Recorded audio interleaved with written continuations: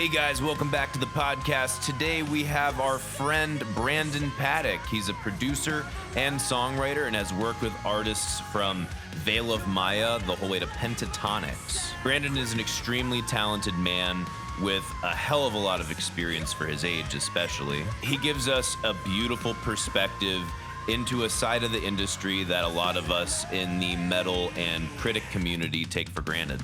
Let's get into it. So last time we did this, Mike shat down my throat for like an hour. That after the podcast was done, sounds really fun. And then the next time I saw him, because I spent too much time telling the guest that they were good at what they did, so and explaining to the audience what they do, just in case they didn't know. You were spending way too much time on there's one literally a speck of 5 seconds in a 2-hour live show that did not need to be leaned into. A speck of 5 seconds is so horrific. I'm sorry. It is if it's at the very front of a video and people might click off and be like, this has zero interest to me. I don't want to be in for 2 hours on a fucking loop pedal. You know what's actually funny too is because I brought you up in that 2 hours, which was really 2 minutes, and I brought it up because it was Mike Dawes, and I was explaining how boring it is when a guy that does something like that, like whether it's a busker or someone that you would pay to see like him, is just relying their entire show is just a loop pedal, and that's their thing. And that's the entire way they build an arrangement and make it sound entertaining, like it's a full. Like something you want to listen to. Classy and I was like, move to start off the same. And I was just like, Mike doesn't do that. Mike doesn't do that, right? That's all my point was. Mike didn't. He did it once, and he doesn't. And anyway, do you halfway do it, through? Brandon? Remember? No, I was just halfway through. You tapped me. You tapped me on the wrist, and you're like, dude, thanks for inviting me to this. Yeah, because it's really good. Yeah. Because he's not gimmicky. He doesn't rely on shit that's really boring like a loop pedal. Oh yeah, because that's right. You brought Paddock to the show. Yeah. Fuck him.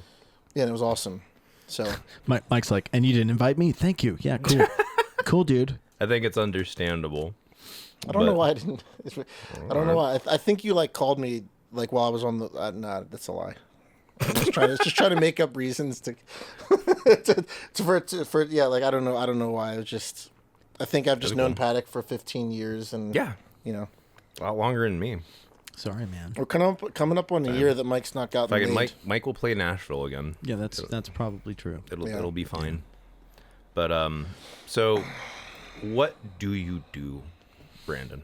Well, I do all kinds of stuff in regards to music, and a lot of it is songwriting sessions, like one I was doing today, where it kind of gets teed up via management and publishing and whatever. There's them communicating in the background, and somebody will come over. Usually there's an artist or at least a singing top liner, somebody who is good for cutting a demo or has success doing that kind of thing. And I hear there's a lot of country stuff going on.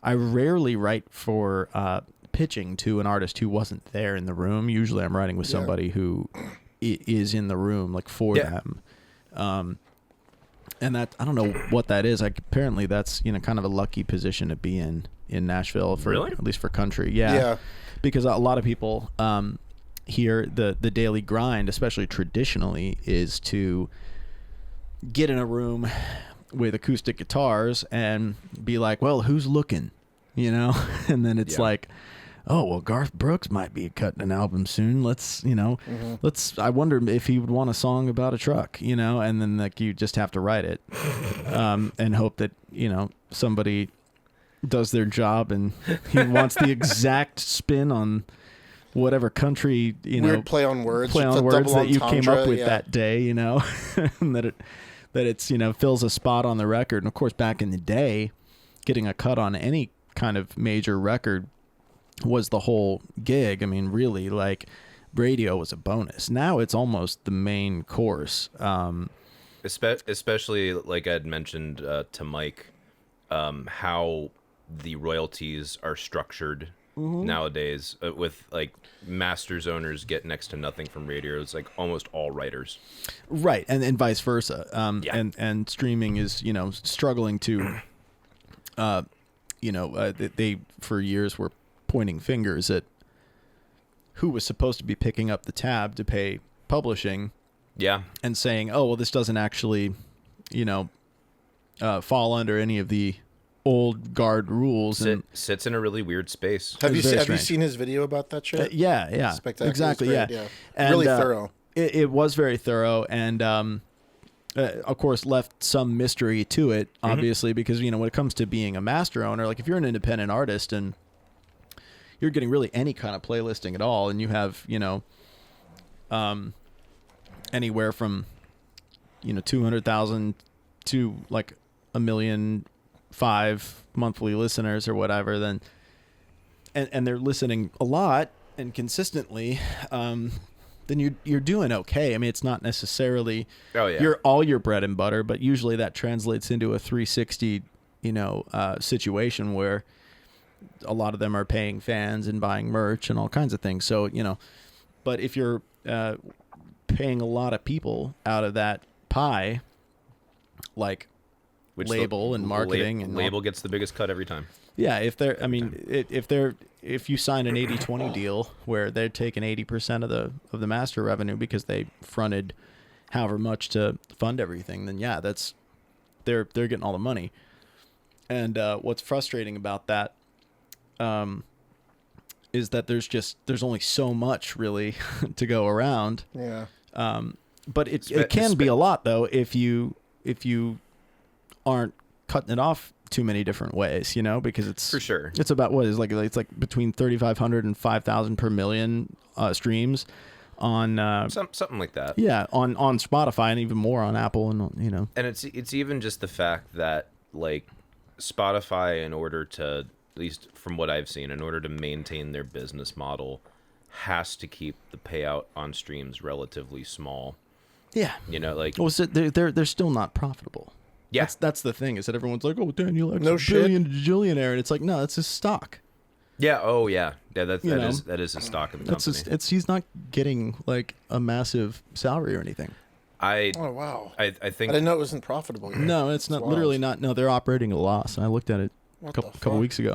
I think how's that sustainable? I think there was like a year or two stock, where they were in it's the a publicly traded company. Yeah. I think there was like a year or two where they're in the black, maybe, but that was like not. Yeah, it's not. They're still paying out more than they are actually taking in from subscribers, and it's it's getting better, but. And they should charge more for subscriptions. I mean, as someone who's so pro streaming. Yeah. Well, what they want is to get everyone addicted first, I think. You know what I mean? Like, the idea is just to get more people with credit cards. And I was saying this in 2013 when Apple Music was just teasing the idea. Yeah. And I was like, oh, this is going to save it, because everyone's already got, their credit card saved on their Apple ID. And they're just going to do the free trial and forget about it and go, this is the best thing ever, and just build it and just get used to having that $10 disappear every month, And who was buying a CD every single month back in the day? Like, for real. Not very many people. Not me. I was certainly not in the Napster era. On top of that, you were limited only to that CD's worth of music, not all of the world's fucking catalog. Right. That's wild. I mean, I was a voracious listener though throughout all of middle school and high school, and I was late to the streaming game, and now I'm an enormous advocate of it. Yeah. But I was buying like 12 CDs a month. I was not. I was stealing all of them. Yeah, even when Napster happened, I was like, it sounds shitty. I would still rather buy a CD. Sure, I mean, and also the selection wasn't that good. This is before I knew what shitty sounded like. So yeah, sure. I would a only 192. Okay, like a 192 MP3 sounds like trash, even to me, even before I learned about mixing obvious. Or production. That one's obvious. Yeah. Well, aren't you special? I mean, it does though. No, well, it sounds fine. I mean, 320 is better, whatever. Yeah. But anyway, so the idea for me was that, like, if I really liked the production that I heard, then I would buy the CD. Basically, that's what I kind of realized as I got into the audiophile factor. Like, if I really liked the production, I would buy the CD, because I would say, well, that's worth buying. Yeah. Because I actually want this quality or whatever. And now it's sort of like, it's a little bit guiltless for me to, if I need to like rip something with Audio Hijack for like reference, like I just will off of like Amazon Music, because I'm paying 3 different subscriptions into the music industry. And what the fuck if there isn't something you need to reference that's on one of them? It's wild. Yeah, so it's it totally happens like, to me too. Yeah. When you say reference, just for ignorant audience people, what do you mean? Are you Mixed calling the audience ignorant? Expect very more of the literally. audience, Mike. Yeah. Oh, I expect Come on, a you lot of them. Progressive I expect rock a lot of them, but maker. not all of Well, them. kids, so what we mean by reference is, Yeah, when you're making a song and you want to see if it sounds sounds competitive to other if stuff. you that want you to, like. It's called a reference if you want mix. to, if you want to Yeah, have yeah, it like reference like an A/B back and forth, like if I'm doing a mix or a master or some master especially, right? It's like, Yes. Yeah. So I like that metric A/B plugin, where I think that's the whole name of it. I don't remember all the different branding on it, but metric A/B is what I typed to pull it up, and it's really cool because it's got like 9 different slots, and you can drag WAV files into them, and you can have it sync up if it's a similar thing. You can have the different parts of the song sync up to different parts of other songs or whatever you want to do. And it's hard to get WAV files nowadays, though. I mean, like, because But you that's ain't why gonna I get them use on. that's That's exactly. why you don't. Yeah, exactly. That's why I use Audio Hijack and just sort of pull it off of Amazon Yeah. Music, because Amazon Music is basically, they have the full quality streaming. I think Tidal does as well. And but, Tidal does. yeah. Tidal was the original one that did that, but Okay. obviously when Amazon took the idea, that everyone's more likely to use Amazon. that because they already have I'm Amazon. pretty sure there's a setting on Spotify to get. It's not WAV. It's just 320. Oh, really? Yeah. It's not even. Yeah, not it's even 320. FLAC. Yeah, it's extreme. It's called extreme, and it's the quality. It's just a preference. It's just the highest quality and it's compressed 320 file. It's 320 That's MP3. Yeah. shitty. 320 MP3 is really good. or though. 192 or 192 AAC. Word. Which is 320 the same and MP3. thing. Yeah. That's a great sound. That I can't hear the difference between that and the wave. Anyway, It's very close. yeah. Okay. It's in the That's high coming end. from you guys. You guys' ears Yeah, I are can't hear that fucking shit. ridiculous. I mean, Thank you. you like to think you can. I mean, you can sometimes in like the transients and the high end and stuff. It's like it's just a little bit more like, oh yeah, I suppose that is like a little bit Clipped. more finished. Like there's just something like a tiny. Oh, but it's- with the wave. Oh, yeah. yeah, like with yeah. Because what the It feels more MP3s do is they liquidy. basically, like, the lower the bit depth gets, the more information that it thinks you can't Bit hear is rate. removed. Sorry, bit rate. Sorry. Yeah. The Bit rate. bit rate. The Gotcha. the lower it gets, the more information it removes that it thinks you are not At likely the to ends, hear. yeah, At the very you know. ends. Yeah. Gotcha. Kind of like a clipper, right? And this is a really nerdy. This isn't the. Well, I think it's just removing okay. tiny frequencies that that it doesn't Just think matter. erases Yeah. information above a certain point. Yeah. So it's nice that you can do stuff like that now, and it doesn't you don't feel terribly guilty about it, and it's just everything seems like it's in a new wave of functionality. Absolutely. And I mean, there's a difference between like grabbing something for free to use as a reference mix and using it as a consumer. You know what I mean? Like if I got Yeah, like so you can quit your subscription or like stocking up and then quit. It's like well, it's not. It's And not then you're I'm never just- gonna yeah. stop subscribing. I'm Yeah. spending way more on music than I ever have in my entire life now. So Same, it's yeah. and I hope back to get full circle with this. That's a good point, actually. You're spending more now than you ever had before when Exactly. you were buying CDs. And I'm hoping that's kind of, and again, to come full circle, that is what I think Spotify is trying to do. They're trying to just get everyone used to the idea that this is the way you do it. You just sign up for this, you use your credit card, and like if you really don't want those ads, because I know you don't, then you're going to pay this full. They intentionally make the worst fucking ads known to mankind. Right. Terrible. It's such ads. punishment. Yeah, Yeah. yeah. I'm only Especially aware if it 'cause- happens like mid-song. You're just Yeah. like, what the fuck? Yeah. So it's nice. My friend Adam has a funny bit about it being. I'm not going to do the bit, but You're it's good. it's like a thing about. He's doing a guided meditation on the Spotify. bit. He's doing a guided meditation on Spotify. Okay. Right? And then there's an ad, right? They're just, Oh, right. just like Yeah. you're in this moment where you're like reaching nirvana, and then all of a sudden, I love And that. he just goes kind of right epic. into like a yeah, car insurance. Yeah. anal bleeding. Do you want to stop it? Do you want to stop it? Do you even want to stop it? Do you even want to stop it? One of the things that I think it's important to mention, because your humility, I guess, didn't allow for it, is that Mine? yours, not certainly not this. I can't wait for the end of this sentence. Well, yeah, I mean, so, you're talking about writing for other artists. You've been a producer, engineer, and mixer, and you're great at mastering. He mastered, for the record, Mike's band, Crusade, Betrayal, that I produced and mixed. And this is our mastering engineer. Yeah, Brandon. Did amazing. There you go. And Brandon taught me... BrandonPaddockMastering.com. Just kidding, that's a fake website. Yeah. Well, you taught me... I always credit you as having taught me nearly everything I know about production and mixing and engineering. And the conversation, it's... imagine being able to do everything that you and me and Mike can do in the studio. Like, we can, from start to finish, write, record, mix, sing, play all the instruments or program what we can't play. And then the person that just comes in the room and sings the song is the artist. How do you feel about the people that you produce and write for? Like, they're the artist. It kind of fucks me off to when I think about how, like, the people... How little they contribute? The people, yes. Well, I mean, they contribute a lot.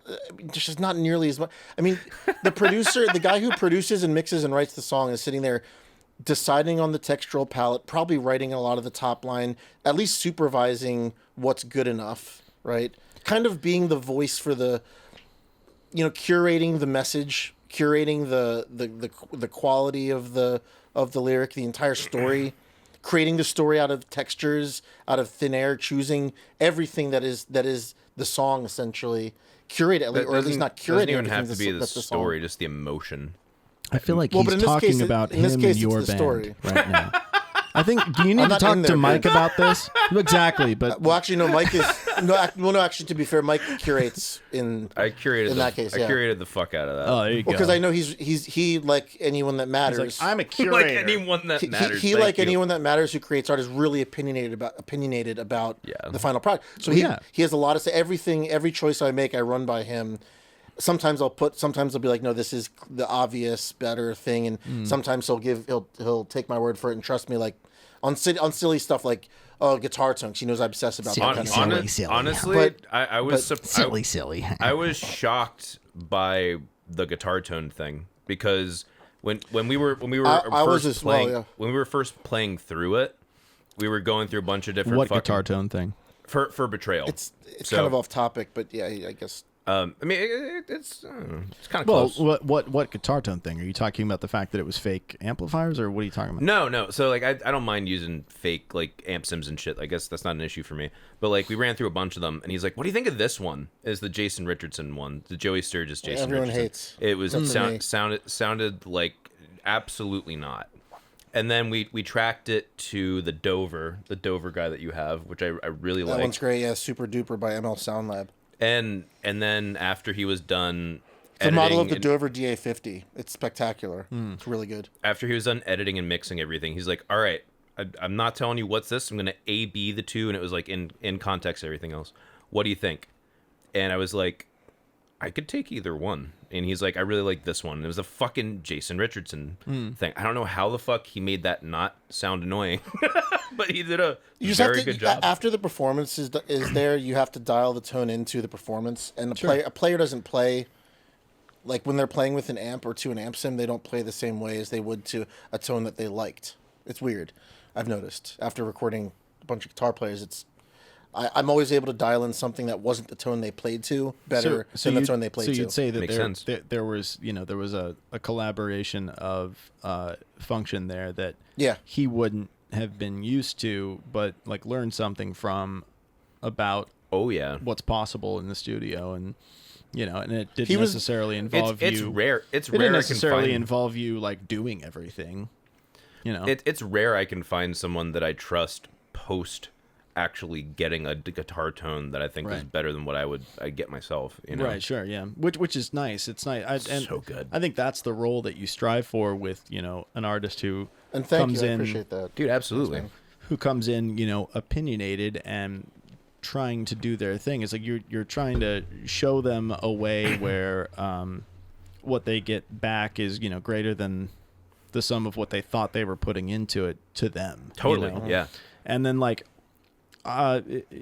Casey, your earlier question, I think it really depends on what you're doing. Obviously, we've all worn hats that were necessary to get the mission accomplished to the standards that, we thought were right. And sometimes it's just somebody coming in who's just like, I want to be a singer, or something kind of early in your career. And you're just sort of like, well, I can't sing like you or have the following that you have for whatever reason, or whatever it is, whatever they bring to the table. Star. Yeah, like a star. And sometimes, sometimes early on, it's just somebody sort of going, well, whatever. I got a couple $100. I just want to do something. And you're like, I want to do something. Like, just please God, let me. I want a couple $100. Oh, yeah, I want a couple $100, and I like making music. So you get really used to doing this one man band trick or whatever. It's true, but the thing is how often is it that they're going to pay you to do the service that, I mean, you wouldn't have, because like you could create art that fulfills you and says what you think needs to be said in the world, and no one will pay you to do it, but then someone will pay you to do this, and you'll be nearly the author of the entire vision. It's like they come into these sessions, and I'm not going to say any names, obviously, but I try to avoid situations like that in general, where they don't have a premeditated vision.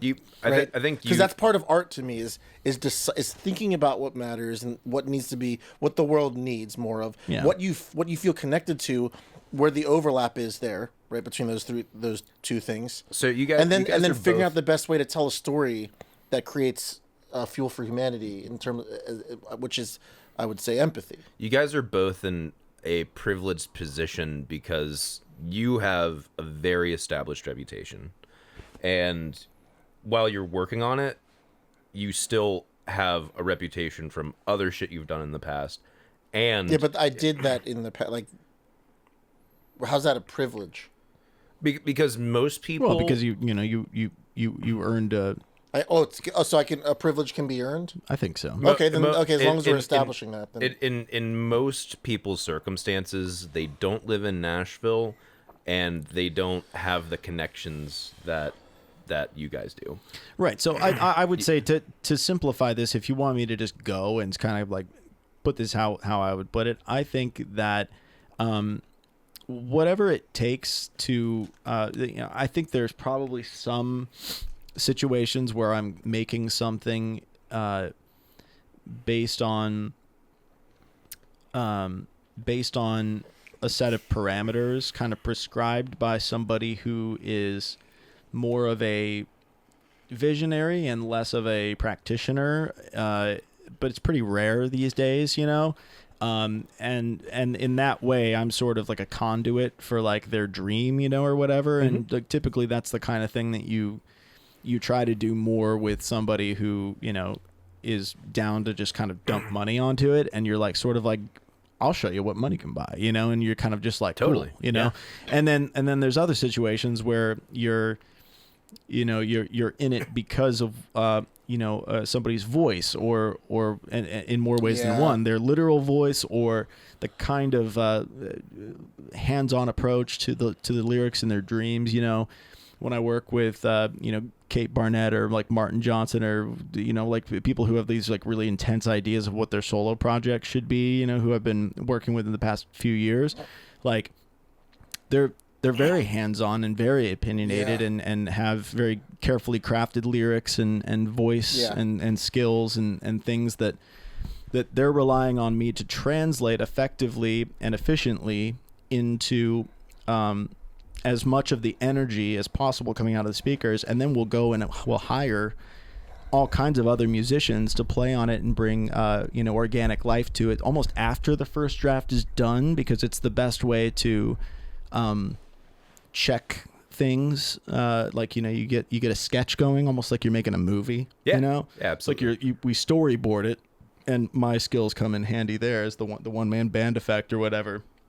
So kind of come in like, really handy with that. But also sometimes they're problematic, because it's like we'll get really invested in one thing and it's like, oh, we need to play the mute stuff game. And then we'll mute it all and just like take a drive in the car and just think about the song, and then and suddenly you're like, oh, wait a minute. the song doesn't have to, it shouldn't be going like that at all. It needs to be, like, it needs to go like something completely different in the verse. Like the groove is literally wrong. Yeah. And so like you're coming up with things like that together, and then, you know, you're just trying to figure out how to execute stuff. And then there's other things where it's like you're working with a band, right? You've been talking about that Heaven's Basement record that I did with Feldman back in 2012. Record's so sick. Who's Feldman, just for reference? John Feldman is the reason we know each other. The reason we know each other. He's the singer of Goldfinger and the producer behind like The Used and Story of the Year, and he's 5 Seconds of Summer. Still got a big name today, and kind of an important producer. He made some of my favorite, you know, really production based records in the 2000s. I thought he had a very interesting and unique sound, and sort of this magical way of bringing out like this very polished sound on bands where you knew the demos like did not sound polished, you know, and they said it was sort of like, man, he could hear that there was something there, and then you knew how to bring it out. And especially early on, I always felt that, you know, like there were things that I found impossible to imagine how it was being done. Yeah, you know? right. Sort of like, how the hell is there that much beauty in something that like he heard such a raw, you know, like a guy who like sticks his fingers down his throat live and just like pukes on the crowd, and like you know, and like turned it into this like really beautiful like thing with like live strings and all this stuff. So, you know, I always thought that was an interesting use of, you know, somebody just having the patience to sit with an artist who had a lot of expressive ability that was kind of untamed, and then like hone it into something that was really beautiful to listen to. You know, in some people's opinion, start taking the hard edges off. Yeah, and in some people's opinion, you know, to the detriment of the organic nature of, you know, what a record is supposed to be. That was the first time started on those. Well, that was the first time that, like, when I would be in the studio there, I would notice that the takes that ended up getting used weren't the ones that were the most technically proficient takes, like not the most in tune, not the most in time, but the most emotional ones. And then stuff like technology, like tuning software, would be employed to smooth to make it in tune, but the emotion was still just saturated with it. Right. And you know, and that was part of the rule. I remember that being the rule. Use the most emotional take, not the most technically proficient one. Not verbatim, but that taught me so much about how to and it wasn't how a to very capture hard moments. rule either. It was one of those things that was sort of like, don't forget to focus on like the vibe, and like it's sort of one of those things that you internalize early on when you're like learning to not be a dumb butt when you're comping vocals, you know. But I ended up over the years like becoming so comfortable with the process of you know, comping on playlists in Pro Tools and sort of sewing together waveforms very carefully and all this stuff, where it's just one giant like, you know, metadata process in my brain that is focused on the emotion. Yeah, it is. is Also focused on, without thinking too hard about it, I'm sort of trying to find, you know, especially with a really raw emotional vocal, I'm trying to in real time go like, okay, vibe, but also can we get any closer with that same vibe with the tone or sorry with the pitch? Does that sound like, is it, you know, making me feel like in my, you know, is it making me like gag it all the way, like, you know, like it's just on my own vocal, you know, like I'll be sitting there going like, oh, does that piss me off? And the, you know, so you're listening to all those things at once and trying to do it very quickly with muscle memory and not think too much about the how. But there is that order of like, all right, vibe, texture, pitch, and then you're just very, very quickly trying to sort those things. When you say process. As someone who would like to hold on really quick. When you say vibe, that's where I was going. when you say vibe, emotion, it means emotion. Emotion. But and I'd like to retire the word vibe. Hold on. No. Let me finish earlier. You retire the word vibes. I fucking hate that word. Okay, yeah, let's with an S. With it's an only S. bad with an S. I hate them both. agree with that. Hate them both. When you say vibe, well, sound vibrates air. Literally. Yeah. So When we're talking I'm about talking about whether or not particular there's vibration sound. is what you're With- saying. Talking about whether or not there's sound. I would Yeah. love to. So I finish try this not to question. comp in silence, is what I was saying. Fucking makes perfect sense. Man. Okay, Yeah. finish your fucking. So, are you referring to the articulation? Spare me your sarcasm. Not sarcasm. I'm being dead ass serious. I don't know what articulation means. When you say articulation, are you referring to One's how to articulate. like whether the finger is going like this or like Definitely that. Yeah, definitely. That's the best That's my one. favorite yeah. yeah. More specifically, having to do with how a note is played, not what note is played, or not what the tone is. I was very specifically in that order, using it as a stand-in subconsciously for Emotion. yeah, emotion. Okay. Yeah. Yeah. I feel like articulation is a massive contributor to that, but it's not all of it. Well, obviously. because for me, I mean, are you talking about? I don't think I would use that word ever in this context. I would Yeah, be no talking way. about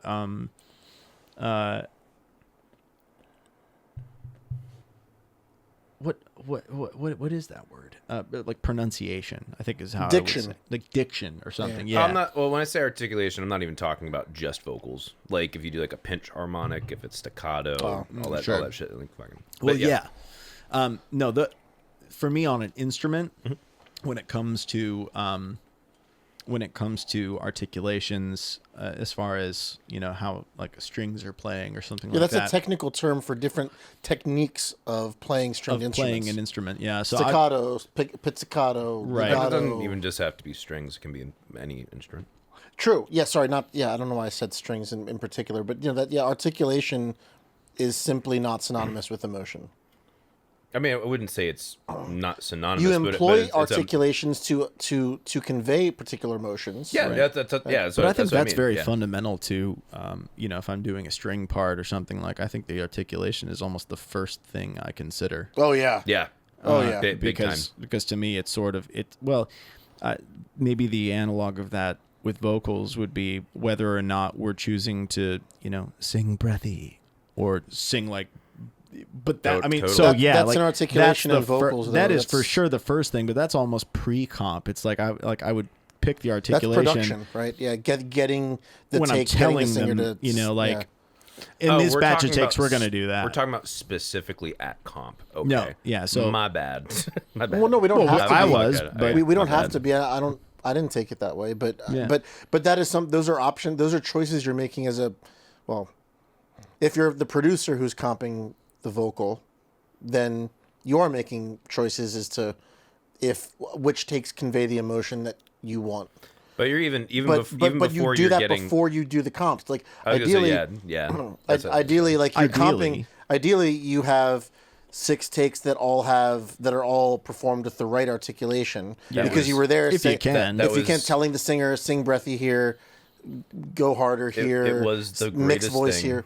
Sorry, go when ahead. we did Betrayal, that we went back to comp, and like 90% of the spots we were comping, it was just great shit to choose from.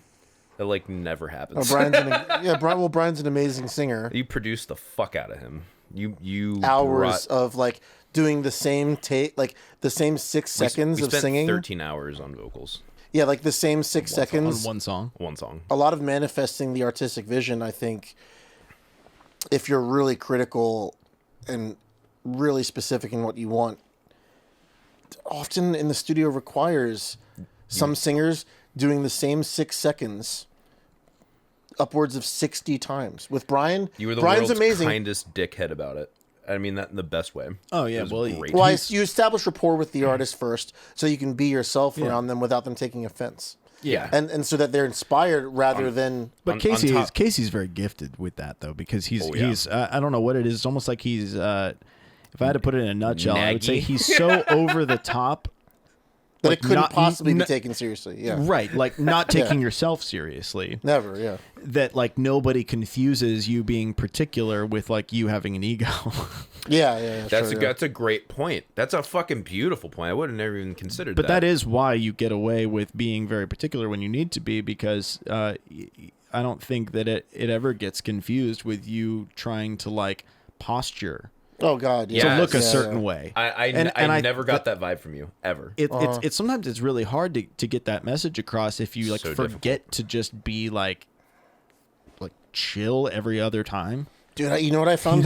When it doesn't matter, like you I- have to really like have no bullshit about you for people think- to not get that effect. Yeah, and I think what it is, and this is kind of like reductionist maybe, but I think what I've whittled it down to is being like saying the thing like before you're recording, establishing a rapport wherein you, like me, say the thing that like you shouldn't be said ever, like being offensive and funny, like making offensive jokes in private with the person with whom you're trying to establish rapport. I know, and you know exactly where I'm going with this. I'm not going to say it on the podcast.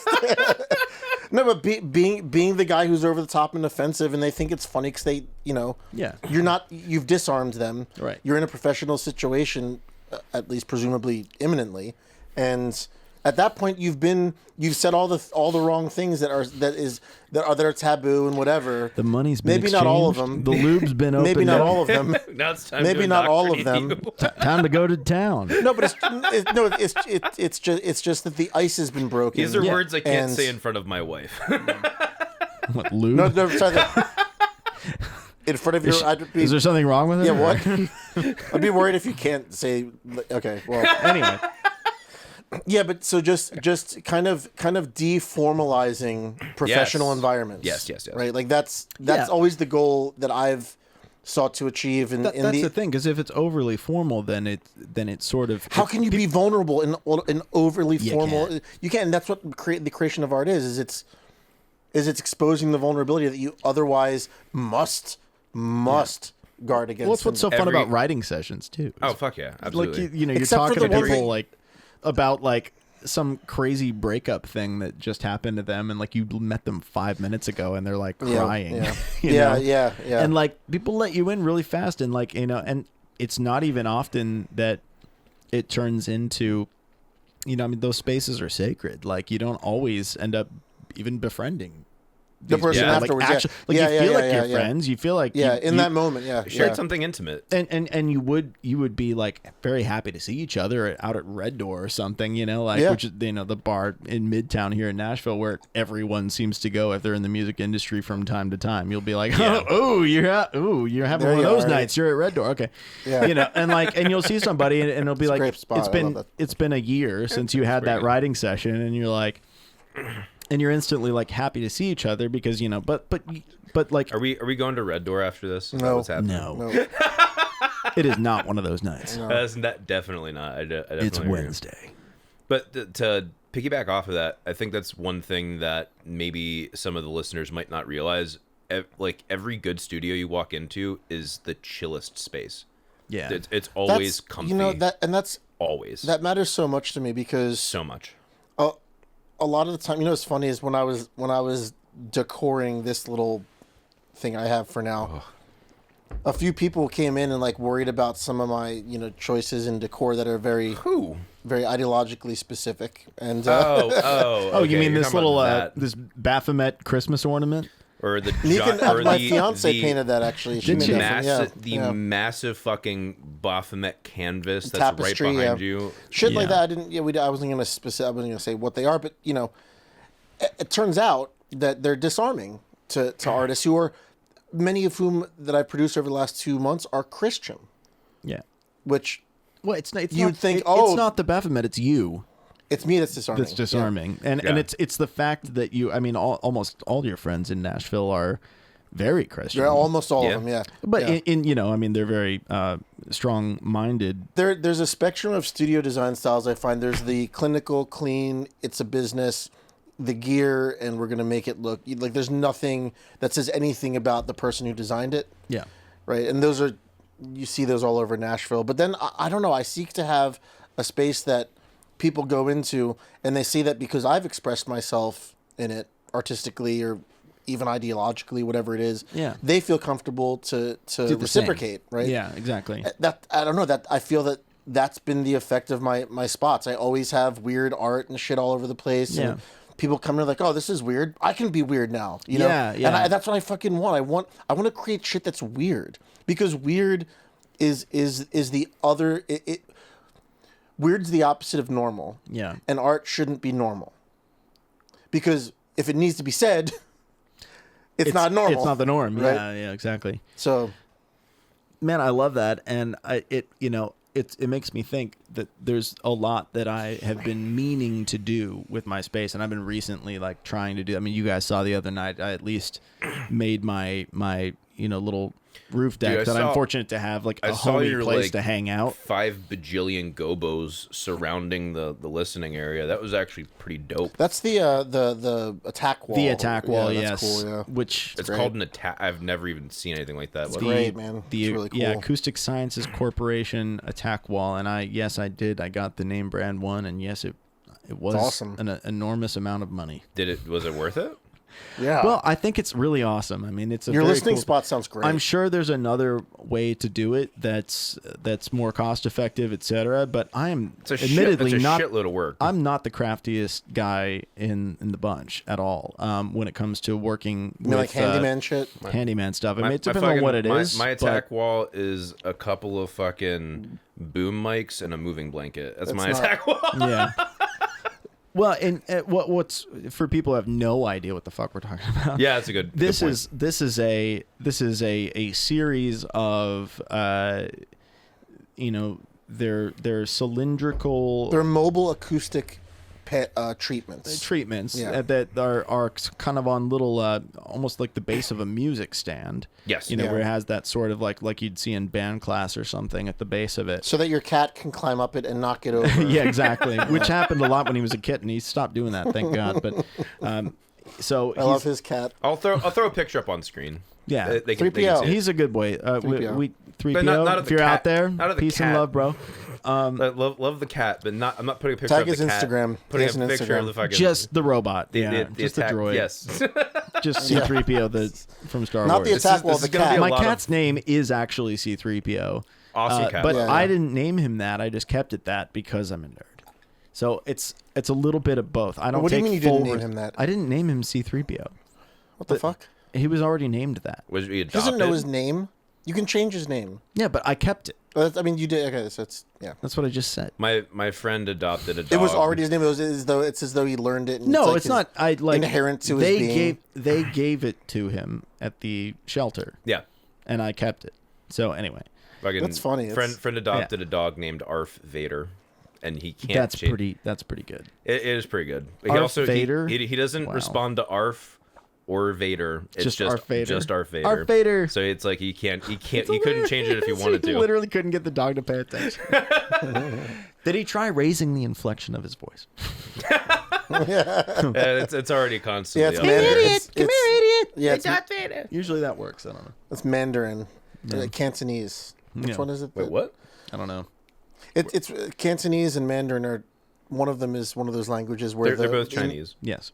yes, the two different forms. You're talking about that. One of has- them Two of or the both different of them are the pitch and the inflection have a drastic Right. And Like that's on the you meaning could of- insult someone's mother if you're not careful. or Oh, compliment I know how to do that. or tell them to take a left. Right. Yeah. That's definitely Mandarin. I'm not sure about Cantonese, but I know definitely Mandarin is that way for sure. Yes, I do know. How I love the videos of what is it, Xiaoman or whatever, the guy who he lived in China for a little while, and he just goes around like Chinatown in New York City and like pretends to be like a dumb like white tourist or whatever, and then like as soon as they start talking shit on him, he like starts speaking in like the rarest dialects of Chinese to them, and like perfect, like better than they can talk, and they're like, what the hell, you know? And he subtitles the whole thing. It was amazing, and they're all like, and he goes, boing, you Haven't know, like seen weird it, but- weird side effects of them being like, you know, like what's the name of the channel? the sound from like Solid Snake where it's like twing, you know, and they're like, What's the name of the channel? I think it's Xiaoman, like XIAO Yeah. MAN or something. I think that's him. Word. It's so funny, man. He's and he knows like I don't know how many languages, like a lot of Pretty languages. pretty ridiculous. He's really funny.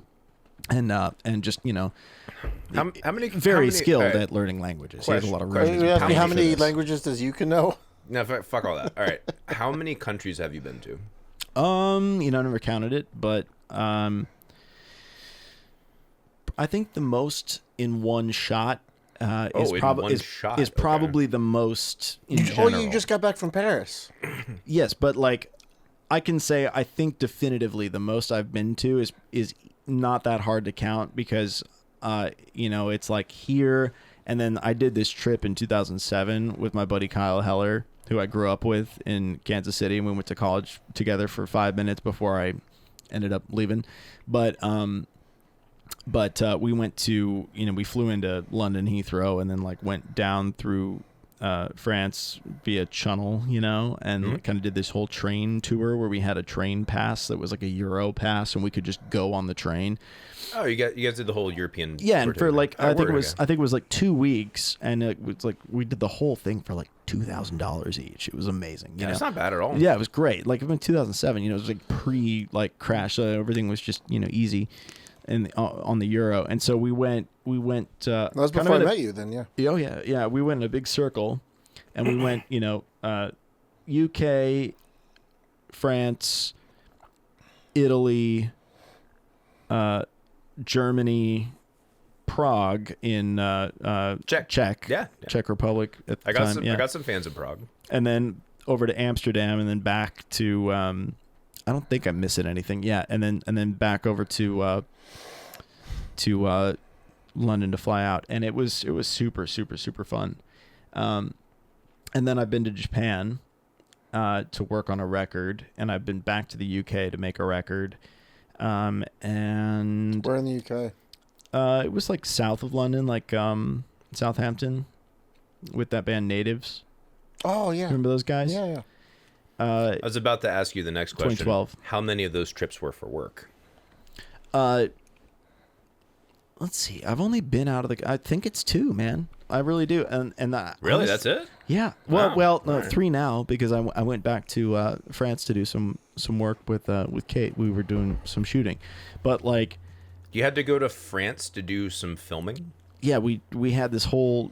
We actually got some really cool stuff, but yeah, we went out there just to get some crazy like Like the song's called Dream. you know, a lot of people film Yeah, things didn't in you- didn't you- Pittsburgh so that they can like fake that it's California. Yeah. Well, hey, you know what? You only live once, Mike. Your life's too short. For the Life's too short to fucking for those fake of it. us who don't believe in. Yeah. Flew to France. I'm very curious what It you was guys fun. got on film. I mean, I believe it was No, fun. it was pretty cool. I've yet to see it. I'm really I mean, looking if forward it was to just an Oh, you haven't? like if it was just an excuse to go and just like fuck off to France, that's cool too. I think it Don't get was. me wrong. I think it was a little bit of just like we had this. The song sounds kind of Parisian, a little bit. I So hate it that- already. I hate it. Yeah. Well, it's not your thing. It's definitely not. It's not betrayal. Let me tell you. But, yeah. So anyway, there's been a few different kinds of trips and reasons for going around. I mean, I worked with a band called Cold Rain in Japan. Yeah. And I love that That was record. really cool because they had this studio for the first few days that was, no bigger than this really in the main room that we were in. And it was pretty close into Shibuya. It was like off in like a suburban kind of area, like You off actually to might the like west that record. I should show you of Tokyo. Yeah. And we did a lot of the pre-production there, and then we went and cut like the main stuff the next week at this other studio that you could live at. It had like hotel yeah. rooms upstairs. Fuck yeah. Literal like hotel rooms.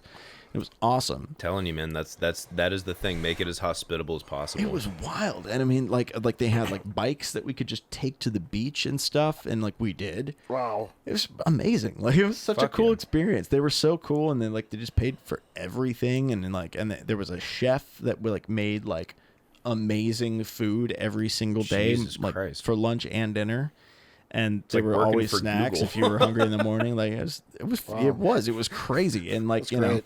it was more interesting than any studio I've ever seen really advertised here in the States. I mean, it was just so like proper, like, you know, I mean, you take your shoes off and put them away, and then there's like 3 engineers who are like, "Oh, what would you like to do today?" You know, and like, you know, it's interesting. oh yes, that microphone, I love that idea. You know, like that's the energy that you had. Like they were just like so into it, and I was like, "This is amazing." Where was this? So this was down on the south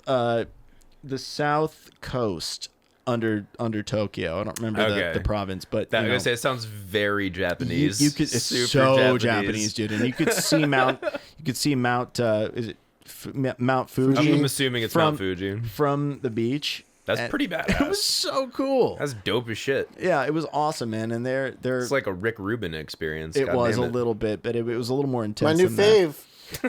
Yeah, yeah. Speaking of dudes stroking the beard, yeah, I grew my beard out. I just know. It's just I was mentioned like, guys, it let's because just meditate for 5 days and think about the record. I know. I just is a joke because Mike had a video called Rick Rubin is cringe. No, I said his. No, that's literally the title of the video. Rick Rubin's Twitter is cringe. Twitter is cringe. Okay, sorry. His Twitter. And he told me the whole story about it. Me. I'm sorry. No, you're right. I could tell just by looking at it that you didn't think Rick Rubin was cringe, though. So, okay, good. Okay, yeah. good. So I saw this, but I misspoke, and but I ended up coming to a new love for him after watching his interview with Rogan. Yes, so it was a great interview.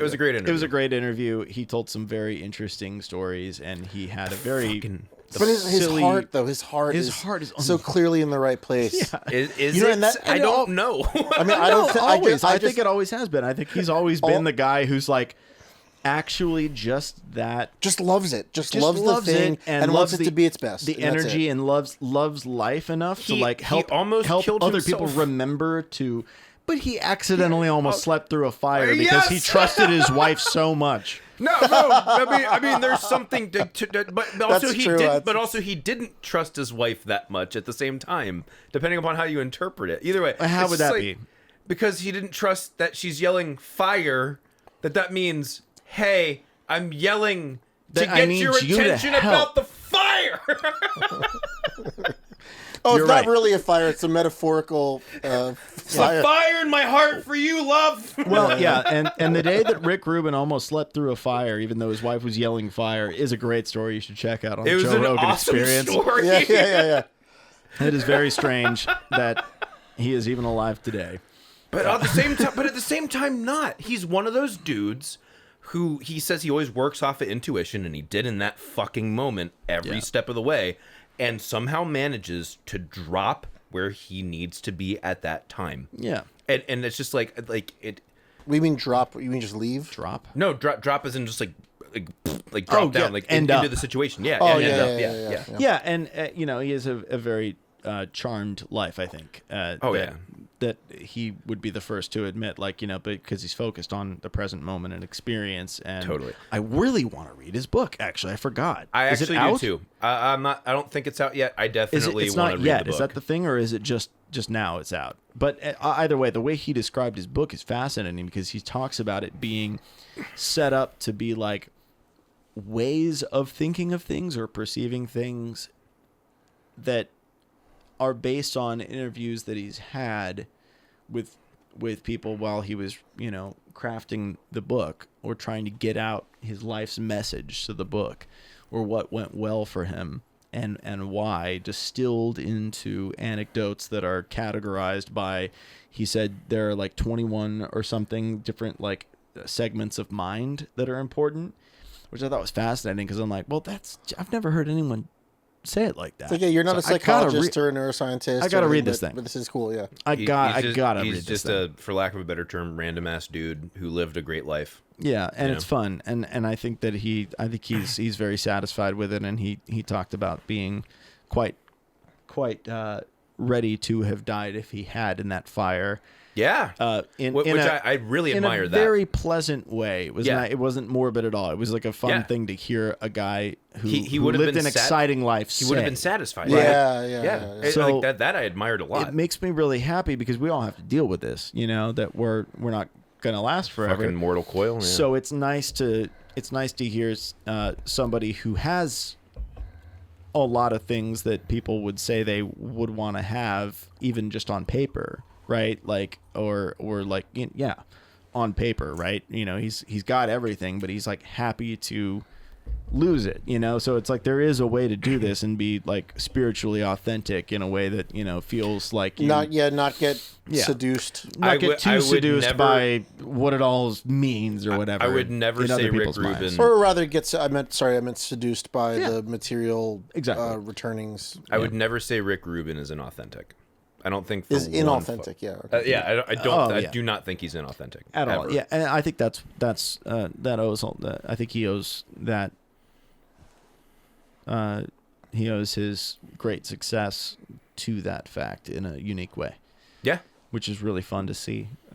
I think like And that's why I want to read the book. in his Yeah. own his own way in that interview. I think he displayed a childlike love of curiosity. God, just the Yes. and how many songs have been written about the endeavor of recapturing Childhood. the youth? Most of them suck because they just want one specific thing out of childhood. That like this is that like the thing that I really like Is that about a frappuccino? yeah, if I get it's a fucking shitty as fuck. It's a caffeinated pineapple drink. One of the Wow. things that I That is absolutely next love level. about hate Rick coffee. Rubin's personality in that interview. What the fuck are you doing? The thing turned off. Oh, What fucking- turned it's off? fine. It's fine. What I turned just on? need to make sure. I need to see that it's recording. Okay, fine. Okay. Oh, the screen. Yeah, okay. The thing that I am inspired by with his childlike curiosity is that The childlikeness it is of it. it is whole. It doesn't just go into one particular facet of existence, and it's tempered by wisdom, which is a thing that I find a lot of times Yeah. people trying to recapture their youth completely shun wisdom, and it's disgusting. Right. I shouldn't Yeah. say Well, no, it's no, irritating. Honestly, no. I think disgust is a sensation I would apply with care to that. With care. I agree that is my sense of like when I see somebody who's being maybe even overtly, in my opinion, like what's come to be a really bastardized definition of the word liberal. I Yeah, find that a lot of it bastardized is right. that it's sort of like saying like, no, I'm going to throw away everything I knew. The baby's out with the bathwater, and Yeah, now absolutely. I am just everything goes, and there's no wisdom at all. I haven't learned a damn thing, and I'm trying to relearn everything. And I feel like that is the unfortunate side. There Like, was there's a one- difference between There was one flaw in childlike, the fence, so like- we should destroy the fence. right. It's like there's a difference between like childlike awe and just plain immaturity, like Yes, fecklessness.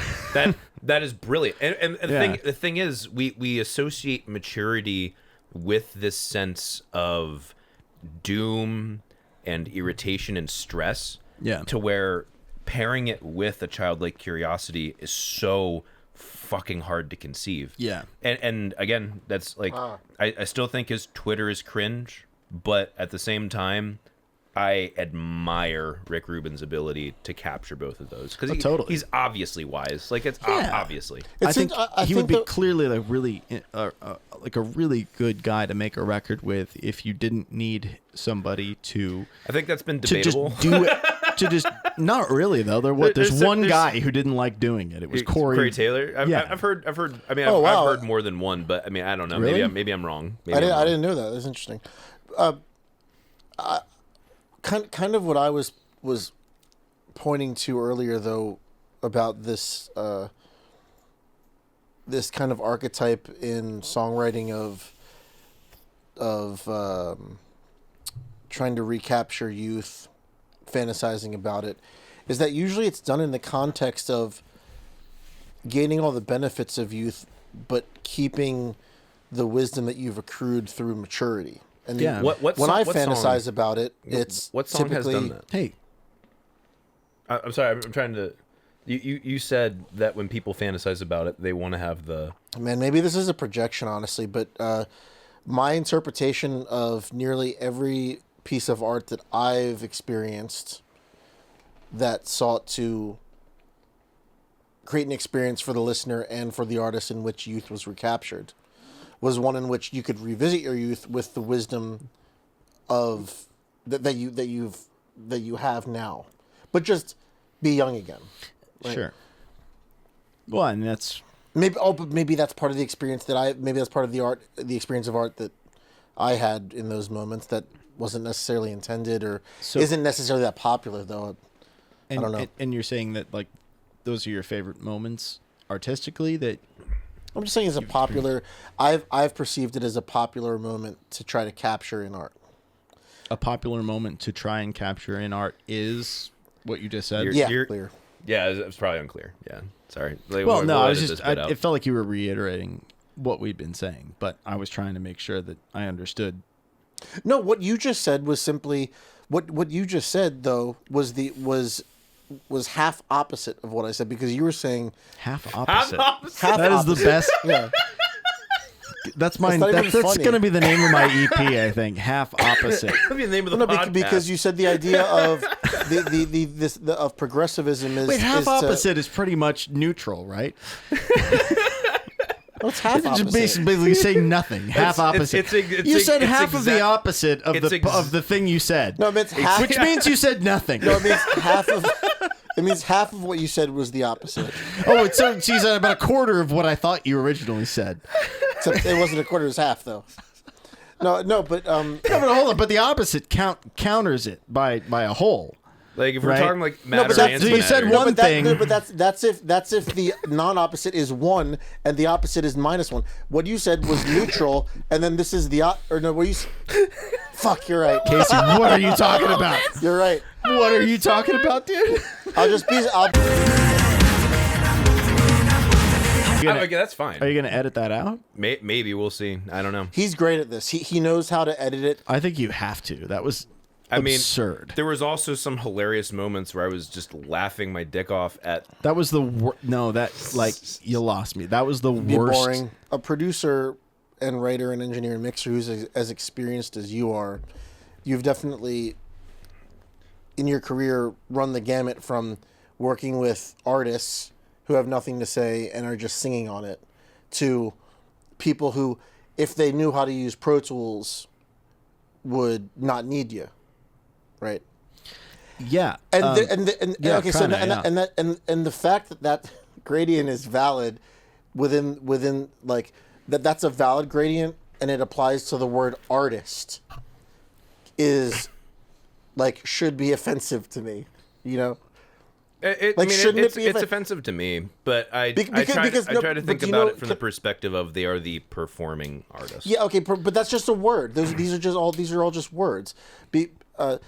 Someone who comes in and plays a guitar solo on something, someone who comes in and plays a part that you wrote, that you directed them how to play, right? I mean, that's a craft.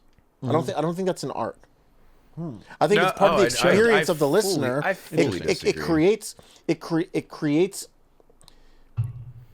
It informs the experience of the listener. Dude, I fully fucking disagree with where you're going with this. If you look at like some of the most famous opera arias that have ever been written, but you look at different performers' interpretations of that exact same aria, it's a night and day fucking difference. Performing art is very important to how to interpret the delivery of the piece. Yeah, but do you know why they're different? Because people are fucking different. No, Because people spend a lifetime of different experiences and have different physiology. Mike, but is it because the notation that they're reading is different? No, it's not. So there's a lot of situations where I think I know what it needs, or I even think that the superstructure of what's been created in the blueprint is, what should be guiding the situation. And yet the guitar player who I've brought in is actually thinking it's something a little bit different, and because there's not like a firm chart with like the exact susses or flat whatever the fuck's in it, they, their entire job from the beginning was to reinterpret it with whatever emotion, and we may take some of that and throw some of it out, or we may take it and say, oh, you know what, that actually inspires something completely different. So the way that I look at it, producing is about being a listener.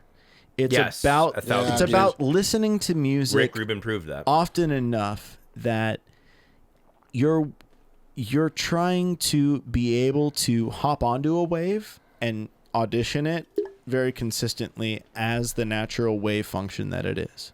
And then also, before actually releasing the recording of the video of the surf that you just did on the wave, deciding if there was another version of the wave that offered, a more interesting trick or like the more appropriate length for the ride for the artist to stand on the surfboard and say what they needed to say. Brandon Paddock, master of metaphors. But that's kind of what's going on, is that you're trying to identify a set of parameters in the musical expression behind a vocal that says what you need it to say. The hardest part that I find ever happens is when you're going, well, there's this groove happening and there's this vocal happening, and I'm pretty sure the vocal is winning in priority. Yeah. But there's all these other things that are happening right now that if I just muted them and started over, would I have any idea what else to do? And if if you're not in love with what's happening already, then the trick is to figure out how to get to the other way to do it. And I think what's hard about figuring that out is that it's really easy to get, as an arranger, as somebody who can one-man band it if you have to.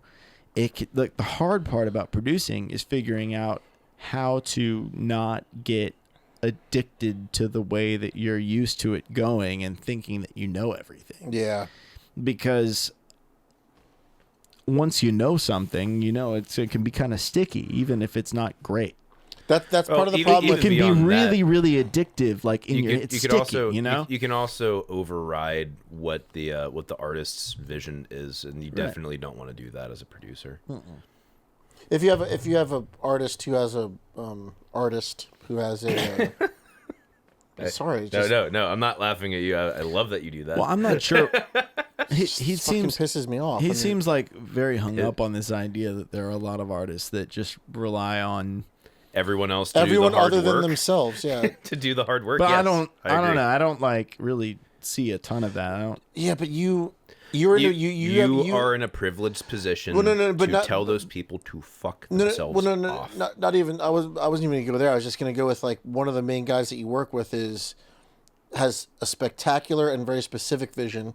He's good at, and the two of you are very good at communicating. He's very good at saying things in a way that you understand, and then you do it, and he's like, "That's perfect. That's exactly what I want." Whatever it is so rare that as a producer you work with someone who doesn't understand the technical aspects of how to get things out of their head to come out of the speakers, and that they can actually use words that are useful. It's rare that they do. They do. Okay. Right? Well, usually they're saying things that are not even remotely applicable to engineering or sound design. I think this tone should be more purple, octagonal. Yeah, like just weird shit.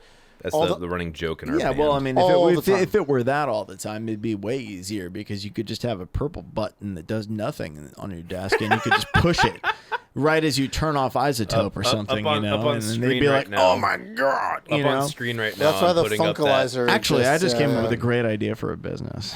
Honestly, I'm just gonna come up with a bunch of crazy buttons that do nothing. Oh, that already happened. It's the Funkalizer. The I know, but I was gonna say that's what's on screen right now. But if you took that to a whole nother level, right, and you only target like a certain demographic of these like clout Gen chasing, Z clout chasing fucks. Yeah, exactly. You could have a lot of fun with that because they could push the buttons and it really just kind of creates each one randomly generates complete placebo. You could poison them with their own venom. Yeah, it'd be great. That'd be good. And then when they realize they've ruined it, you'd be like, oh well, maybe you weren't quite catching the vibe. Oh, maybe I should do it. No. Like you blame them and then you fix it. No. Even better. Every time you press the button, it slightly raises the noise floor without them realizing it. Just evaporating the headroom every time. Guys, I really, as funny button. as that is, I really think that we are undervaluing the typical artist here. I don't totally follow it because like I feel like most people who are doing what they do have better ears than that. And what they're trying to figure out is the pathway to get to a very special place that they know exists. Okay. But they don't know how to find. And like, I'm not going to work with somebody if they are going to put up with some silly shit, anymore. Yeah. So like the whole point is to figure out how to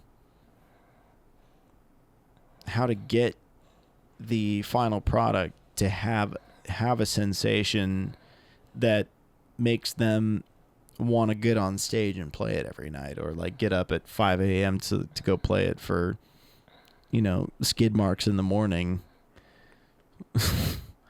and like actually just do it for a living, and be really proud of what happened and get their fan base to buy the merch and all that shit. I know what you're saying.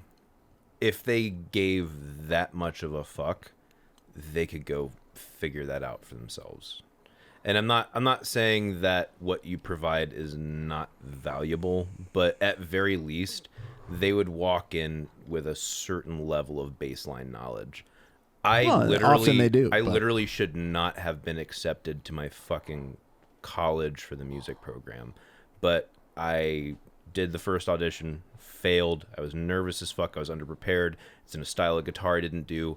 And I went, and my dad's like, go audition again. I'm like, okay. And my dad didn't even want me to be a fucking musician. But that's an educational institution. The job is for you to get better. That's you're missing the point. The point is, I wanted something bad enough that I went and tried it again, because that's what you do. If you want something fucking bad enough, you seek it out, you try and learn as much as possible, you try and do it as much as you can, obviously within certain limits. And you don't just show up and expect someone to give you the magic button. Like that is not the fucking move. Obviously, you walk in to a producer setting with a certain level of humility and openness, but if you're not coming to the fucking workstation, if you're not coming to the fucking show with, I give a fuck about understanding every element of this, then I don't think you're an artist, in my opinion. Like not in the purest sense. Not that there isn't some artistic value in the expression of the performance, but like at least understanding what every facet of the process does, or at least trying to, at least actively putting the fucking work in instead of watching your shitty Netflix show that nobody likes. Actually trying to better your craft, then I think you're fucking up. It's fine if people are misdirected and they don't know how to guide themselves. That's different. But if you're not actually fucking trying, and you're just showing up with a pretty face or a nice fucking modern Gen Z fucking haircut, you douchebag dudes, then I don't work with anybody that silly. So. Fucking thank Christ. Yeah, I'm aware you don't. But there definitely are people out there who kind of just expect to show up and make me famous, for lack of a better term. Well, and he's definitely you're. I mean, and what you're speaking to is kind of what. Why would we want to talk about them? Well, the origin of this podcast is what the difference is between an artist and just a clout chaser. And unfortunately, it's a common topic that will come up in our podcast. Yeah. True artist versus clout chaser. I mean, we also love your perspective. Don't get me wrong, but yeah. There's definitely is an element of just like, what the fucking. I'm so happy for you that you don't work with any. Pick something else to lie about yourself about. Wait, what? For people who basically, okay, I'm trying to portray an image, put something out into the world. Off the top of my head, easy target, Cardi B. Very easy target. She does not have very much musical talent. She has some, but very little. But she's been blown up to be this colossus of popular fame. At least maybe now it's falling, thank Christ, because I haven't heard her name in a long time. But point is, it's not because she actually was a good music crafting artist. It was because she was a personality. It was because she worked hard. I'll give her that. She did hustle her ass Like she off. might as well be a talk show host or something. Might as well be a fucking talk show host. Well, sure. Might But as I mean, might as well be I an just art don't- curator. I don't personally see the issue with any of that shit because it's like Yeah, nor do I. the whole point. Oh, I see a lot of issues I with mean, it. I think her art is poisonous to culture. That's an issue. I But- don't. It's a big fucking. Okay, why don't you? care. Because it's like You don't care is different than you've like read the lyrics well here and worried about it. here's the thing. Some people interpret it in a way that's healthy or whatever. Right? I mean, Sure. that's true though. I mean, I think that the execution of it is done in a way where there's a bit of a plausible deniability about what you're saying. Execution of what? Of the art, let's call but isn't it. that just a Are you lesson in talk- are you talk- deception you though? I talking mean, about- What? isn't that just a lesson in deception? Well, Hold on, it hold on. depends Before on how Rather than willing. vulnerability, We're, I mean- we're talking to sir. Let's get to the specifics. You talking about lyrics? You talking Yeah. about the production? You talking about the delivery of the vocals? I'm always talking about Like- lyrics, so forgive me. Yeah, like Right. yeah, No, like let's yeah. not assume anything. But I mean, there has long been, especially in hip hop, a level of lyrical deception that is often masking something deeper, you know, like Without a doubt, yeah. What? And What? Some, no, even some, with some of it works. even with NWA, people were like, "Oh, this is so offensive," or even Yeah. like Marilyn Manson, they're Yeah. like, "What the fuck is this?" You know what I mean? That's Like, because it's brutally honest, though. No, it's not even necessarily It's honest. brutal honest. It's not even No. necessarily honest. no, a lot dude. of it was hyperbole. Yes, like, yes. like a lot of it was like intentionally being absurd. Yes, Wait, so totally correct. hyperbolic is now deceitful? It's not Well, no, but, like- completely honest. but, It's like- not completely accurate. But what's her face? You know, like No, if, but if it's you're not mad the at lying Cardi, about if you're the mad at experiences. Cardi B for being like, Carter B. I'm gonna call her that. if you're mad at Cardi B for being like, too over the top to be considered Nope. an honest person, Not I'm what I not. was saying. That's not where I'm at. like But still, she's being hyperbolic about like, it's a lot to do with the fact that she does next to nothing in the music creation process. She wasn't picked to be a rapper because she was a great person who raps really well. She was picked because she had something marketable, which is like poisonous as fuck to me. It is mega poisonous. well, I don't know enough about her actual abilities. She was literally a stripper, Well, made it yeah. on a reality show, and then through that reality show connected with some people who are music producers, and I guess she had a bug to I do know it, a lot of so- people who you could not do that with. Personally, But like, what do you I have mean? personally met a lot of people that you could not fake to sound that good or catchy. There's no chance you could get them to sound that rhythm. No amount of Melodyne would make them sound as good as Cardi B on the radio. Cardi B sounds fucking great on the radio. Talking about her voice? Yeah, I don't think it sounds that great. it sounds And phenomenal. I'll be Yeah, It honest- sounds I'll be super honest, super catchy and addictive, I'm- and it's there's Oh, only that is only not difficult to do. Oh, yes, it is. It actually is. I do it's it for a just- living, it's I'm just telling you, Scotch- it's it's just Scotch snaps and whining for fuck's sake. No, she has her. Holy her fuck. no, I agree. No, with you. I agree with Paddock, Mike, actually, Mike, yeah. you try it. No, she's got. I will. She's will uniquely. literally do it. This, uniquely, this, I mean, I like will honestly, literally do it Mike, tomorrow. I gotta And be even if- honest. even if you I'm could- disappointed in you because this sounds like something a 13-year-old like Green Day fan would say about the new Nickelback record. I It's will sort of That's like, true, yeah. It's I will sort of like, literally and do Mike, it wow, tomorrow. they even just if- like they're not like They're just Billy using Joe the Armstrong same is a three genius chords or and something, Chad yes. Kroeger is just a douchebag. Obviously, like he's, you know what I mean. That's literally what you sound like to No, me. and even if Like, you could no. do it, even Yes. if you could do it tomorrow, that kind of just means that you're talented at that, though. So maybe you should do it. Yeah. Maybe So, like- maybe it means that I'm not that talented. I don't think it says anything particularly other than I could do it tomorrow. Well, if this is your brand, I wish you good luck with that. I mean,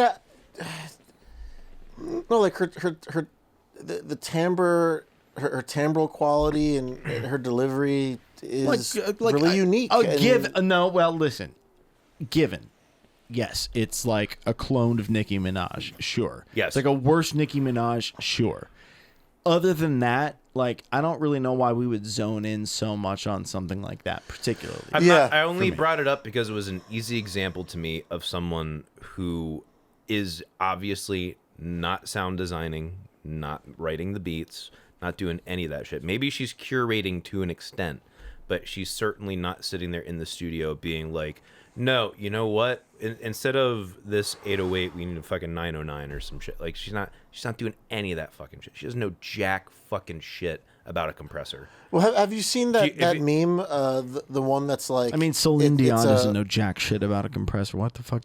Further proving my fucking point. Like of what? Well, yeah, well, I mean, Celine Dion's the art of the art of sound crafting. She's incredible. But... She's an incredible performing artist. She can actually write. But like what I'm trying to say is, these are people who did not try and understand more about the fucking art and what they're doing. Which, by the way, I believe Celine Dion actually does have an idea of what's going on with the compressor. But that's besides the point. That's probably true. And not that she would have to. But you wouldn't have to. She should probably have some fucking idea of what's going on with the compressor if she's gonna be gatekeeping her fucking name. I suppose I know what you're saying. I guess there are certain moments within the pop culture machine where you have to be presuming that the people involved are just expecting certain things to get done properly. And it can backfire toxically. Well, there's also whereas you're talking about they should have been doing that, and instead the whole thing is teed up from the start to be a shit show and a very cumbersome one, because when you're there are talking people about who that don't know what they're talking about ever, and they're in charge. And can I make a distinction between? I mean, I just have to go ahead and use myself as an example, so I make sure not to project, but. If I were to hire a particular mix engineer to do something, because I know what they do, I know what they're good at, I know that the intention of this song is something that they will supplement with what I know about their style of mixing, that's different than not knowing anything about what mixing contributes to the final product and just not having any say in who does it. Is that kind of to your point? Is that kind of what you're saying? It's close, but I'm not sure if that exactly captures it. I mean, like you started to learn about mixing recently. I started teaching you some stuff. Dude, I've been learning about mixing a long time. That's what I tried to explain to you. Okay, well, recently you came to me and were like, "Hey, teach me some stuff." Up again. Yes, I wanted to get your feedback on the mix because I've been working with new shit that I'm unfamiliar with. We started asking me to teach you about concepts, like big picture concepts and stuff. Oh, soundstage specifically, yeah. That was one that I was not properly taught during my education. I will say that. Okay, yeah, but you as an artist, you would choose a mixer on the basis of their compatibility with what you know about their style with what you know about what you're trying to create. Potentially. I think at the end of the day, for me, it comes down to what hits my ears nice. I will say that. Yeah. Same. Yeah. And I definitely, if I walk into a situation, I would prefer to learn something. That's for goddamn sure. You know, like if I'm walking into an artistic working relationship that I take very seriously, I would much prefer to learn something. And I would add that a lot of the situations that have been the most uncomfortable for me are the ones that make the least hypothetical sense to me. And it's sort of like if I have a hypothesis of how something should go, often that is correct and it's the smoothest thing, but it's usually the least interesting outcome. Really? Yeah, because if I have a hypothesis, even if you have like an idea of what's gonna come, what's gonna happen with the art, with the whole workflow and everything, that's the least interesting to you. Yeah, because I already know. Yeah. Right. If I already know what I think is going to happen. Yeah, it's not surprising. I don't learn anything. What's interesting is what's surprising. Which is what he was saying. It would, is like, well, do you choose somebody who you think would be good? It's like, I know this mixer is going to be good because they're just going to do the thing. It's so boring. It's like every time I've ever hired a mixer, because it's like they're going to do the thing that I already tried to do, but actually do 4% better, than we are. It's like, okay, cool. We did that. I'm glad everyone feels paid for doing next to nothing, because we already did everything the exact Okay, that right way. actually makes sense. Whereas if you do something where you've actually, stripped all of the preciousness from it and said, have at it, and you really hand over the reins to someone new in a context that is open-ended intentionally and like less precious, then like I think you can learn a lot more. Yeah. That's But a great it's that's a great way way of putting scarier. it. It's so much scarier. That's a great way of putting it. Less precious. Yeah. Beautiful way of putting it. Yeah. Fuck. Like I would say that. But it's way scarier. It's way harder to do. Oh yeah. And it's way. I mean, and the reason it's so much scarier is because you really have, if you have money on the line, holy shit, like what are you talking about, What do you mean, like risk it? No one wants to risk it. Lulu, fucking Metallica. I do often feel a little bit used in the sense that I am expected to make a song appear exactly as it's supposed to be and then hand it off to somebody who is supposed to be a mixer. What? Oh, okay. Wait, what? Okay, so now you threw me for a loop. I assumed you would be doing the mixing process and handing it back to the artist. What do you mean by making a song? As a producer, I often find myself doing the majority of the mixing, then giving it to a mixer, and then often being personally quite underwhelmed with how little they did. Yeah. And often secretly preferring my own mix. Yeah. And I actually agree with that. A lot of times that he's had to hand off his stuff to other mixers, I preferred his mix. I mean, almost every time. Having listened to your work, I'm not surprised.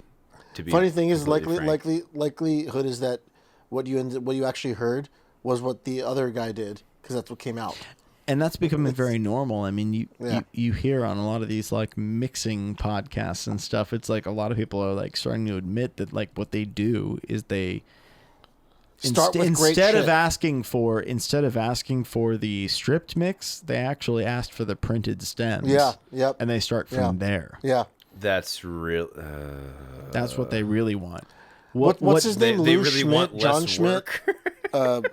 Put out a mixing tutorial a long time ago that a lot of my friends watched and were like, okay, well, this isn't helpful because he's really just moving, like he's just making volume decisions, like balancing decisions and minor automation decisions. The sounds were already amazing. And this is from a different era, but it's commensurate here because if what you're mixing is already mixed and balanced frequentially, compressed, all this, and all you're doing is like this should be louder, adding some isotope, and Ooh. and some mix bus EQ. Like what? I literally do that to a master on live stream, and sometimes it works immaculately. Sometimes it doesn't work as well. Yeah. But like literally, like if I could be paid a few $100s to do that every time per stream, fuck yeah, I'd be rich as fuck. Of course, and that's why everyone's down. Yeah, he does that. So yeah. There's a little bit of a military-industrial complex at the top. At the top of this industry. What country are we going to war with? This is what you wanted. This is what you really wanted. You wanted me to be dirty. So like, can I have some? God damn it! I was all committed to being all PC, and you fuck me up. So like, it's way less interesting if you're PC. I'm probably gonna cut out half this podcast. Fucking. So the interesting thing about what we actually do for a living is that once you get to the very top, the worst thing you can do for yourself as a producer is get too used to the song.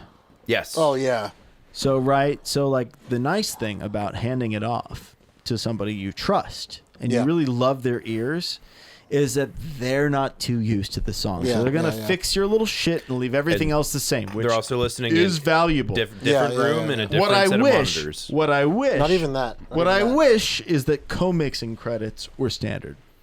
Yeah. What, In 2022, what do you? Okay, if I hand you my Yeah. mix stems of my like 6 month like agony, yeah. I'm a co-mixer. Yeah. Yeah. You're a co-mixer. Yeah. Yeah. You're not the mixer. Yeah, You're the yeah, yeah. co-mixer. Yeah.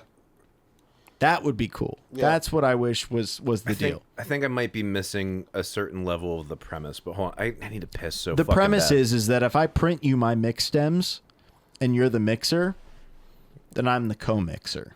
No. If I take off all my plugins, that motherfucker should be the co-mixer. Frankly, He should be the co-mixer. Yeah, I know. Yeah. What?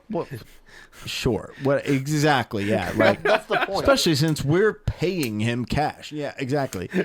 Like typically that was the job. I mean, that was my job coming up, was to like be the mix engineer.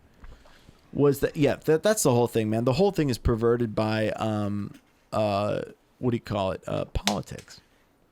I need to piss really quick. I would love to piss. Do you want to cross the streams? Let's go. All right, let's go. You first. We're gonna take a break. My token brother. Not a lot of producers and writers, especially in Nashville, get to say that they, throughout their career, have worked with everything from metal, metalcore, post-metal, post-grunge to pop and country. And you have. That's a really interesting... something I would have loved to have touched on earlier for the audience's perspective, because they're gonna, like, audiences who aren't familiar with this industry are gonna just think, oh, he's a pop and country producer, Dude. and it's just like you don't That's know. what I think sometimes, you know. Yeah, but fucking, like, that's not the entirety of who you are. No, of course not. Not even close. Maybe now. It really depends on who you are, honestly. I think that depending on what kind of listener you are, I mean, different people hear different things in my bodies of work. Different people are suddenly amazed by something I play them that I think of as just normal to who I am, and they're like, wait, you do that too? And I'm like, is it that different? Yeah. You know, I was like, oh shit, I guess so. So it is interesting to have a lot of different actual productions that make people think of very different things when they consider what one person would normally be involved with or should be involved with. So should be. Yeah, those are some interesting words. Which I love. I love that word because it's sort of that's sort of what gets you that, like, ooh, what, you do that too, you know? And then it's just obvious that artistic identity is not confined to genre. No. Maybe for some it is. But for, you know, because genre is interesting because it can make different levels of musician-minded people, right? Yeah. Think different things. Yeah, absolutely. I think genre for an A&R person is like, how do I sell this? Yes. Genre for a Yes. fan is how do I vibe with this, you know? What emotions do I expect? What's the spectrum of emotions I expect? What am I out of supposed to this? do with this? You know what Yeah, I mean? Am I yeah, supposed okay, to dance yeah. with my friends with Yeah. this? Am I supposed to like sit in my room and cry to this? What am I Yeah. supposed to do? Supposed You to know, have an existential and like crisis. he's literally like that's how people relate to this stuff. It's and true. then like It's very true. and for music and for I think for like aspiring musicians especially, I think often what they're thinking is like, how the fuck do I do this? You know, That's a damn good point. I They're never just even like, thought how do about I it. even do that? Yeah. You know, and Absolutely. I think when you have a little bit of all of that to a little bit of all of those people, you get very mixed reactions from having been involved with different things at different times, but at varying levels of commitment, you know, so it can be entertaining as a, you know, in the way that having a photo album with you dressed as different Halloween costumes or something might be entertaining to have, you know, like, I don't even think it's that that dispersonalized. I think each of those different expressions musically from you were authentic. Mm-hmm. That's like, I wouldn't even call it a costume necessarily. Absolutely not. No, it's more like It's more like realizing that you've actually lived in spaces that mean a lot of things to different people. fuck yeah. Well, a lot of, I think a lot of artistic expression is the exploration of the shadow self, which, as everyone. Okay, Carl Jung. Ooh, that's very, very interesting. You bring that up. I want to get my friend Kiki on here eventually. Okay. For sure. But simply exploring that which you are not, but that you could be, and you're terrified of being. And the outlet, art as the outlet for that, is part of the mechanism that prevents you from being that. Oftentimes, I mean, you guys know me. You're two of my best friends, and I'm not a dark guy, but all my music That's is super. bullshit. You are. He's not a dark guy. I mean, you have a bright personality, but like Exactly. at the end of the day, you're just like, it's like, I remember getting so many texts. It's all meaningless. Don't care. That's true. I don't know. I find that fucking fun as hell. That's true. Oh, and there it is. It's not dark at all. Literally, the song "Getting Dark." My best one. I'm not a dark guy. Getting dark. a My fu- new alright. single. I'm What- not what do a you- dark what do you- guy because I have that song out. What, You're what not do a you, dark guy because you're white. There you go. Yeah. what do you think of "Getting Dark"? The song. I don't think he's heard it. Yeah, he of course fucking- I've heard it. You fucking you high. I don't Of course expect you he's to heard it. How have I listen to not everything I heard put Getting out. Dark? Yeah, how's that one go? Yeah. Artists use the outlet of art to explore parts of themselves that they're afraid of, and if they didn't, they might act upon them, because you need an outlet for the worst and the best For parts some of artists, yourselves. yeah, I would agree. I mean, I guess, but Betrayal's like kind of that, but not exactly. I wanted that to specifically be an expression and a reminder of what's inside everyone. Mm-hmm. Just a fucking horrible, disgusting murderer for the sake of murdering. You have to keep the worst of yourself in view. Yeah. I think, Absolutely. and What have you done with artists to help them come to grips with the monster? That's a great question. nothing. Fuck them. Fuck the world. Mostly Bring out the monster. mostly verbally abused them. And they realize that they are they pale in comparison to me, myself, and I. No, yeah, probably that. But So you introduced them to a monster. yeah, I is what you're introduced saying. them to a worse monster. No, and it was funny. Is I'm sure some of them will agree. You run into all different levels of maturity levels. Dead ass on. People who will be in places where they take you so seriously or so much less seriously, and have very little regard for your input, depending on That's fucking frustrating, man. Is it? I don't know. It's fascinating to me because it's like, you only really notice it when you reflect back. For me, I think that anytime I've intentionally done something like that, it's been a matter of looking at oftentimes the lyric that's being brought up, and sort of saying, what is it about this that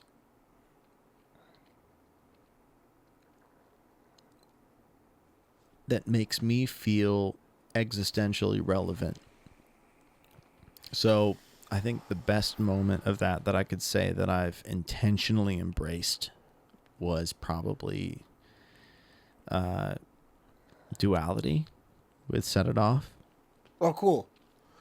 And it was a song about, there's the bridge is, I am good, I am evil, I am solace, I am chaos, I am human, and that's all I've ever wanted to be.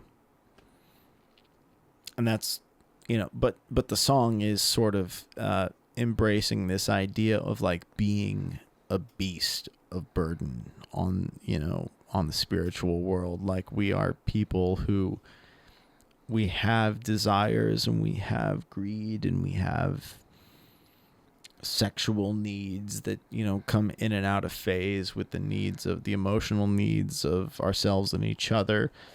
And it's really about embracing that, and forgiving ourselves the way, you know, maybe even Christ on a cross would forgive ourselves for that, you know, as like God in human form, realizing that there's only so much we can do about the cognitive dissonance and the spiritual dissonance involved with that. Spiritual dissonance is an interesting term. Yeah, honestly. I think so. But it's important to notice because, you know, I think the more seriously you take yourself, the more likely you are to experience something that could be authentically described as spiritual dissonance, because the chances that you're going to seriously ever be one thing are slim to none, you know? And so you're always going to be hiding something if you take yourself super seriously. But if you embrace the fact that you are a fleeting being with lots of different sensations and a lot of different needs and a lot of different experiences that you're going to want to authentically share with the people around you, then, you know, you're going to have less of that dissonance in terms of how you define yourself and see the world and emotionally relate to the world. And I think that that's important. And so a song like that, you know, has at moments, you know, I think when we wrote it, I thought, oh, this is just a good expression of like being very real. And then a few months later, I was listening to it and I was like disturbed by it. I was like disturbed that we had written that, because I was like, you were at the side that it was worrying about. Yeah, kind of, I was at the side it was worrying about, and I was like, oh my God, what the fuck did we write? And so, you know, and it's interesting to have those moments where you realize that like you've written your shadow side into a self, or sorry, into a song. Yeah. And gone, and then found yourself living the shadow side without realizing it. Sneaks up on you. It sounded more like you were saying that you noticed that you were worried about, like, your ability to worry about it was reflective of that you wouldn't be that way anyway, though. And what I loved about say that again so people understand what you're saying. What you were worried about was you were worried out loud because you weren't that, and you knew you didn't want to be that. And why are you writing? You know what I mean? Like your song. My favorite record you've ever done is the one with the Conditions record. Best lyrics like ever. Well, I mean, Brandon wrote that guy. Yeah. You guys are talking spectacular lyrics about encapsulating an ideal in artistic form and realizing you're not going to live up to it. Is that what you're referring to? No, we're talking about expressing and nearly not resolving, but exploring the parts of yourself that you're afraid of. And if you look back on it and think that that's where you were in that place, then you're gonna. You know, okay, I got you. You're going to be like, oh, well, fuck, why am I celebrating that or something? But you weren't celebrating it. No, yeah. At the time, we were like, we were celebrating it in a way where, almost in like a synthesis of opposites way. That sounds fascinating. I have no idea. That doesn't mean anything to me other than what it means in real time. But to me, it was almost in like a, in the way you've described, you know, your experience with being raised like in like Luciferianism or something, where you're sort of like Satanism, super self-aware about like do what thou wilt kind of things, and like and being spiritually grounded in that. That's Crowley. Right. That's the Lima. That's a whole other, right. That's a whole other thing. Super left-hand path kind of stuff. You know, that's Luciferianism. You're like going back and forth. You know. Am I? Yeah. I thought that was the same thing. Left-hand path, Luciferianism, and that's kind of a adage used in Levian Satanism. Then do what thou wilt is a Crowleyism, and that's the Lima. Is that right hand path? No, these left-hand are path. all things I am. That's an adage that's just not used in Thelema. Oh, okay. Well, see, I know nothing, but okay. from me, my interpretation of it was sort of like you can find these moments, these glimpses of your life as being like embracing your mistakes or things that have hurt before as potential strengths. Fuck yeah, you can. There you go, buddy. And then you can also have moments of weakness where you're really afraid of them. Fuck yeah, you can. And so I had to say that there too, so that didn't seem like I was emphasizing great. the earlier one. Yeah, exactly. So for me, like, I think what I'm referring to is the experience of going back and forth at different times and looking at a lyric and going, "Wow, what was I even talking about there? I don't relate to that. I have that very. I don't even regularly. relate to that. Yeah. That scares me that I even thought that because right now I okay. need to feel like I'm never that." Yeah. Rather than I feel, and so it's interesting to like. But you probably would have been in the real world at that moment had you not had that outlet. Do Yeah. you honestly my believe that at the least for me. moment you said the words, you were sincere in them and you're afraid of them? Yeah. Okay. Okay. That's what. Well, no, I wasn't. I was never afraid of anything that I've ever said in a song. But I've been afraid of it after I said it. That's right. Yeah. That's right. Yeah. Yeah. Yeah. That's what I was referring to. Yeah.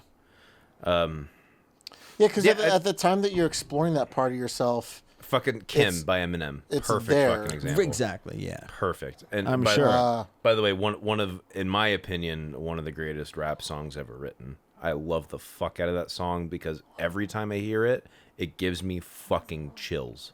It fucks me up really bad.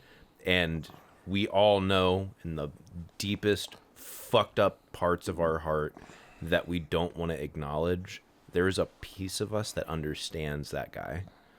That's what's fucked up about it. I've never heard the song, can't speak to it. Oh, you need to. You definitely need to. That's rap though, so you're gonna instantly hate it. True. I don't like hip hop. What? That's the same thing. Screaming is the same thing as rapping. Not No textually. fucking shit. Not only that, but nine times out of 10. Compositionally. Nine times out It's of like an 10. articulation difference. Yes. Yeah, no, it's a textural difference.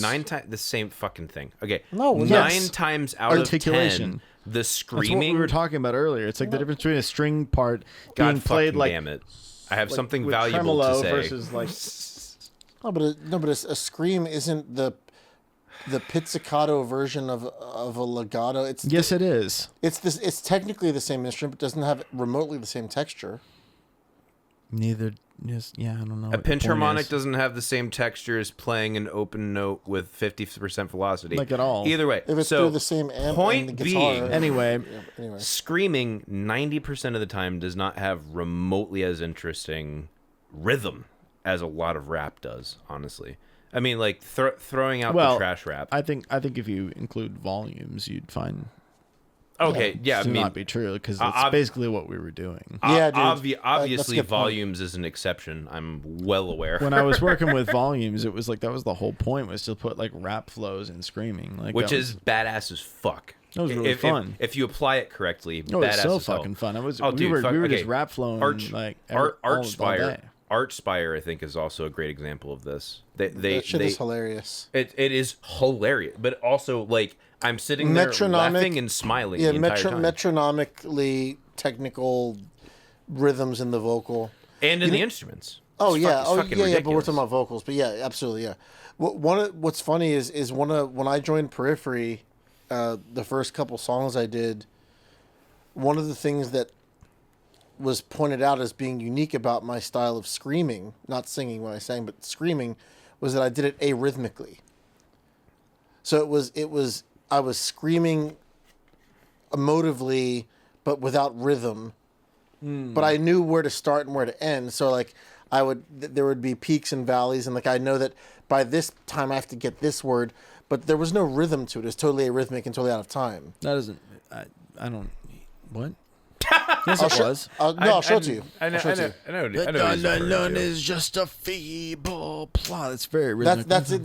That one is. That's Icarus Lives. But that's also Inertia. not. That's is also not him Inertia on- and no that well not on the record on the demo. I wrote that. I did write that. Oh, I sent that to you. I wrote that part that he just sang. I'm aware. But No, the first thing I did, Inertia, and then like one other Insomnia or Letter Experiment or something. Right. Those are the ones that no one cares about because they suck. They're stupid. I'm just kidding. Yeah. They're the worst. Terrible. Why don't you do any screaming on your new shit? You have a fucking badass growl, a badass scream. Why don't you? He's already done Thanks. it. I don't know. I just haven't felt it necessary. Casey, why don't you just give the people what they want? They didn't ask for it, so I don't know if that's what they want. I'm not a mind reader. I'm Yeah. also not the government. Speaking so. as two people who do it for a living. Oh, because you don't believe in democracy. That's why. Correct. I don't believe in it. Are we keeping this It's in? real. It's real. Does this need to be a part of the con? That's a whole other can of worms. It's the best part so far. What? This is the He best doesn't thing I've believe heard. in democracy? Well, like it's not real. Tune in Like- next week for the thrilling conclusion of Casey doesn't believe in democracy. Our friend Casey does not believe in fascism in the least. Just for the record. For the record. Our friend Casey fascism was is an anarchist, but our democratically friend- Yes, elected. he is an anarchist. Yeah, That but I is mean, correct. but just, I mean, I think so no one, A lot of no one rap- purposely misconstrues it. Do you want to construe this? I will I think later. a lot of I've heard a Violently. lot of hip hop vocals that also aren't a rhythm. They're arrhythmic. It's just like depends. speaking a sentence. It depends, yeah. And you know where to end that's and you know where to closer- start, and that's cool. That's closer to spoken word, is what you're referring to. Okay, so what I did in Periphery that one few times was that, but imagine it being screamed, and then with the entire spectrum of range that screaming includes, so the growls all the way like up to fucking, the shrieking things. It's like Down with the Sickness by Disturbed. When he's "Don't mommy, don't do it again. I'll be a good boy." That whole thing. It's like I don't know that song that well. bro. I know the wah. I know the wah. I know that. Yeah. I don't know. I don't really know the rest of it though. That's all I know from that song. What's your best Eddie Vedder impression, Paddock? We're here, I feel the day. Strumming my pain with his finger. Stroming my pain, wish it was the fear. It's like is that Eddie Vedder or Scott Stapp though? Sorry, doing my what? It's like not but sure. Scott if you didn't Stapp- tell me. What is Scott Stapp if not a great Oh, Paul. Eddie Vedder impression? Yes, that is the thing. Oh, I mean, what is Scott Stapp if not an Eddie Vedder With impression? arms wide open, Under the sunlight, That's enough. That'll welcome do. to this place. join us. So you, Yo, in 7th grade, right? With arms wide open. No, that that's sounds actually- too good. it Sorry. actually has a nice fry. Actually has a nice fry to it. My so not my fried. 7th grade talent show, right? We did One by Creed. And it was, one, oh, one, the only way is one. One, oh, one. And it was terrible, yeah. It was just that bad when we did it. So be impressed. I'm expecting it to kind of be worse, honestly. Yeah. Well, there's no surviving video, so Stop it!